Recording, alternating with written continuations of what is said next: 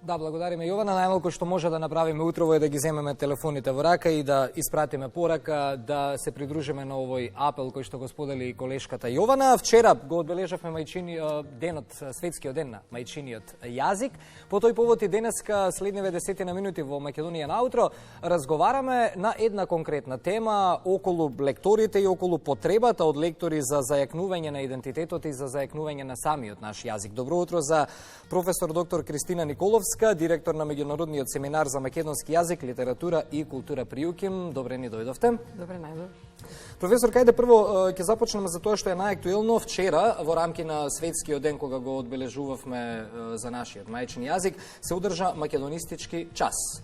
За што стануваше конкретно збор, да објасниме, бидејќи еден интересен настан за кој што и не многу се спомена вчера во јавноста, па би сакал да бидеме ексклузивни. Благодарам на Македонската радиотелевизија што ја поддржува мисијата на македонистиката на Меѓународниот семинар за македонски јазик, литература и култура при Универзитетот Свети Кирил и Методи во Скопје. Вчера беше голем ден за македонистиката. Во сите 11 центри лекторати по македонски јазик, литература и култура се одржа македонистички час. Имаше навистина голем одзив.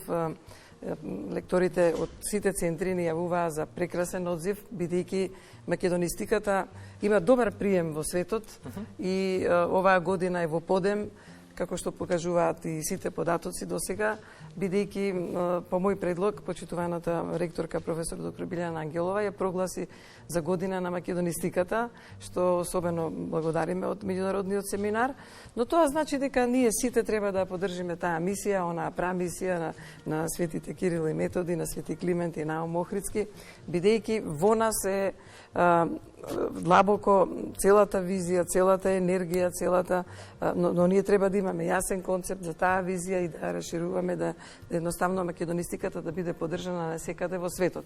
Така што овие активности се прекрасни, извонредно значајни, привлекуваат внимание и привлекуваат и нови слушатели, бидејќи има одличен прием, но нашите лектори таа мисија шират со голем ентузијазам, со голема енергија, а секако им треба поддршка, услови во тие центри, бидејќи треба да бидете курентен на сцената на јазиците, на големата палета од околу 7000 јазици во светот, а секако секој има мотив да го афирмира својот мајчин јазик, како што ние имаме извонреден однос кон тоа во семинарот.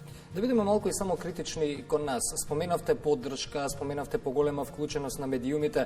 Се добива перцепција дека ние како општество сакаме повеќе да се караме со соседите околу нашиот јазик, отколку ние како граѓаните повеќе да си го почитуваме и повеќе да го сакаме јазикот. Како лектори, што мислење имате на оваа тема? Ви треба ли поголема поддршка од обичниот граѓанин за да си го зачуваме македонскиот литературен јазик? Одлично прашање. Се започнува со добра мисла, се започнува со добра енергија. Ние сме култура на градење на мостови, како што иструшките вечери на поезијата, символиката е да се градат мостови. Така и ние со една пријателска подадена рака кон целиот свет, буквално целиот свет, без никакви предрасуди, во меѓународниот семинар со таква визија одиме напред, но секако македонистиката пред се е наука, таа се заснова на аргументи, на научна заснованост, а секако нашиот домен е високообразовната дејност во светот. Тоа се тие наши лекторати, светилници или амбасади на македонистиката.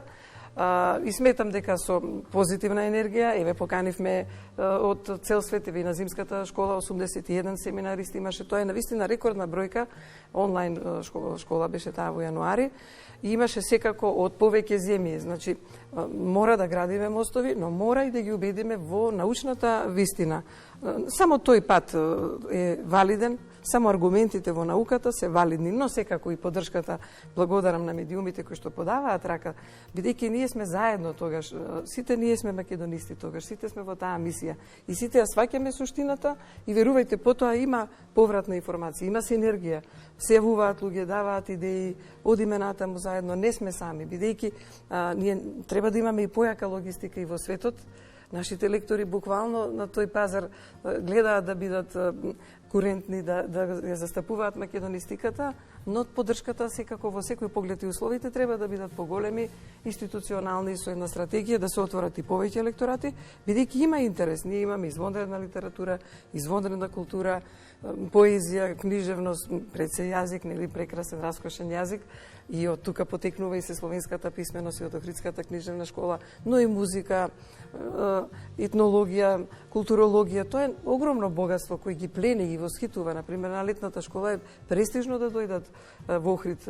Оваа година ќе се одржи во втората половина на август и навистина ние дури не можеме тој капацитет да го задоволиме, бидејќи има огромен интерес. Така. Ајде малку околу лекторатите кои се отвараат по македонски јазик. Која е нивната функција? Еве последниот што се отвори е во Тирана. Кажавте вие тоа е како некој храм на македонскиот јазик. Која е функцијата на самиот лекторат? Функцијата на лекторатот е, тоа е на некој начин како катедра, како тука што има катедри, нели во светот, тоа се на најрепрезентативни универзитети. Ние имаме на репрезентативни универзитети и некаде дури има традиција од 50 години. Идејата и мисијата е да се пробие, да се етаблира, да се расшири македонистиката, прво преку ниво на изучување, на почетно изучување на македонски јазик, а потоа се вклучуваат и други предмети по напреднато ниво и предмети и од книжевност и од културологија. Но идејата е и поширока. Во нашата мисија е вклучено и културно-дипломатска мисија, бидејќи нашите лектори прават и културни настани, а поврзано е сето тоа и со представување на земјата. Тоа е многу повисока мисија од што е само изучување на академско изучување на јазик, туку има преплет на повеќе елементи и затоа е многу богато. Тие се навистина амбасадори и ние сите треба таков однос да имаме и сето тоа да биде во една стратегија поврзано и со културни центри и со, например, културни аташеа или некои оддели кои што би се грижеле, ама сето тоа со една поголема заедничка стратегија, се надеваме во перспектива ќе може и тоа да биде овозможено, бидејќи е многу добро кога имате концепт. Еве, концепт се докажа и дека за зимската школа имавме јасен концепт, имавме визија, го остваруваме и тоа продира до луѓето, верувајте, тоа е.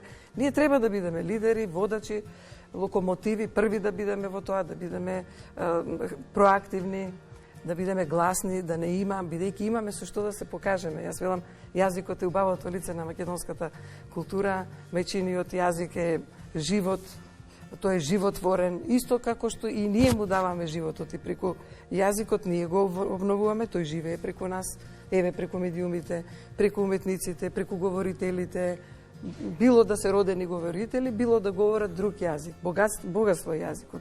Значи, мајчиниот јазик секако мириса на мајчиното млеко и тој не понесува, нели? Но убаво е кога сте и повеќе јазичен, кога имате богатство, а сето тоа, таа богата филолошка школа на Универзитетот Свети Кирил и Методи го овозможува и така убаво се представуваме и пред светот, но има и конкретни синергии.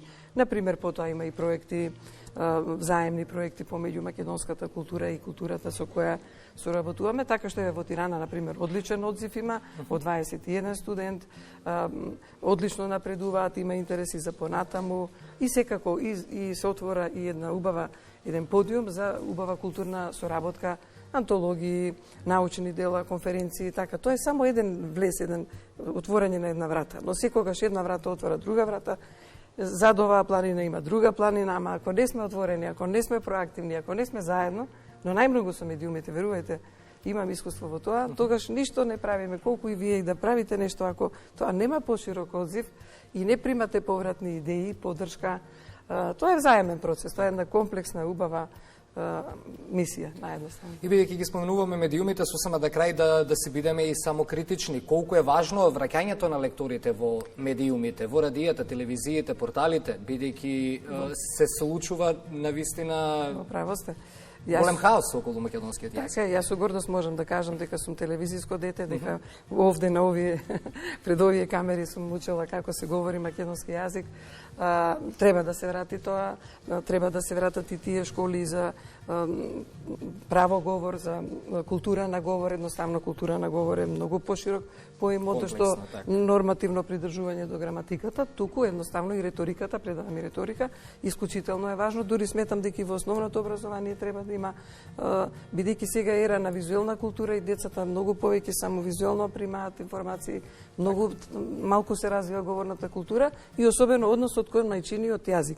А медиумите се највисока представителност. Она што велам, убавото лице на македонската култура е тоа се и медиумите.